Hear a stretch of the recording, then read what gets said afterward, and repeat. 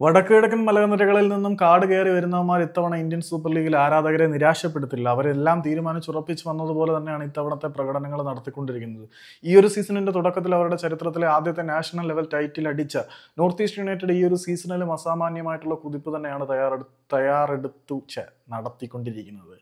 Indian super ലീഗിൽ ഏറ്റവും കൂടുതൽ വിജയങ്ങൾ സ്വന്തമാക്കിയിട്ടുള്ള അഗ്രസീവ് ഫുട്ബോളിന്റെ പുതിയ ഫിലോസഫി ഇന്ത്യൻ ഫുട്ബോൾ ആരാധകരെ പരിചയപ്പെടുത്തി കൊടുത്ത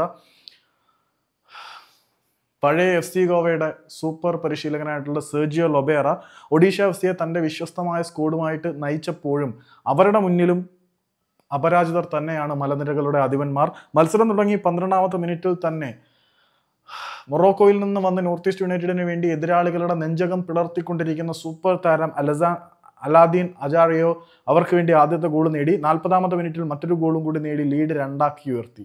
പക്ഷേ രണ്ടാം പകുതിയിലേക്ക് എത്തിയപ്പോൾ ഒഡീഷ FCയുടെ വിശ്വസ്തൻ എന്ന് പറയുന്നതിനെക്കാട്ടി ലൊബേറയുടെ ഏറ്റവും പ്രിയപ്പെട്ട പോരാളിയായിട്ടുള്ള ഹ്യൂഗോ ബോമസ് ഒരു ഗോള് അടിച്ച് ലീഡ് കുറയ്ക്കുന്നു.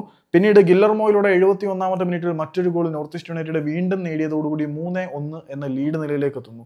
പിന്നീട് ഡിയഗോ മൗറിൻഷ്യോ എന്ന ബ്രസീലിയൻ താരത്തിൽ കൂടി 83ാമത്തെ മിനിറ്റിൽ ഒഡീഷ FC ഒരു ഗോളും കൂടി അടിച്ച് 3-2 എന്ന അവസ്ഥയിലേക്ക് സ്കോർ ലൈൻ എത്തിച്ചു. പിന്നീട് രണ്ട് ടീമുകളും വിജയത്തിന് വേണ്ടി പൊരുതിയോ എന്ന് ചോദിച്ചു കഴിഞ്ഞാൽ സമനിലയ്ക്ക് വേണ്ടി ഒഡീഷ FC പൊരുതി. പക്ഷേ ഡിലേയിങ് ടാക്ടിക്സ് ആയിരുന്നു നോർത്ത് ഈസ്റ്റ് യുണൈറ്റഡ് അവസാന നിമിഷങ്ങളിൽ കാഴ്ചവെച്ചത്. എങ്കിൽ പോലും നോർത്ത് ഈസ്റ്റ് യുണൈറ്റഡിന്റെ പ്രകടനപരത ഈ ഒരു പരിശീലകന്റെ കീഴിൽ ഇവാൻ പെഡ്രോ ബെനലി എന്ന പരിശീലകന്റെ കീഴിൽ അവർ ഒരുപാട് മെച്ചപ്പെട്ടിട്ടുണ്ട്.